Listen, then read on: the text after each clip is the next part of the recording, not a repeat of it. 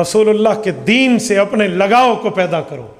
حضور کی دین سے بددینی کی نا، حضور علیہ السلام کی دین میں بگاڑ ڈالا، اگر رسول اللہ کے دین کو بدلنے کی نعوذ باللہ کوشش کر کے کچھ اور معاملہ کیا، صحیح بخاری کی حدیث ہے، ورز الحوض کے باب کے تحت ہے، حضور پاک علیہ السلام کا دربار لگا ہوگا، حوض کوثر پہ جام کوثر تقسیم ہونے کی باری آئے گی اور کچھ لوگ آئیں گے، شکلوں سے تو ٹھیک ہوں گے، اور وہ لوگ آ کر جب پانی کا گلاس جام کوثر لینا چاہیں گے، فرشتے کہیں گے یا رسول اللہ انک لا تدری ما احدثوا بعدک، جو ان نے بعد میں کچھ کیا نا وہ کیا ان کے کرتوت ہیں یا آپ تک نہیں پہنچے؟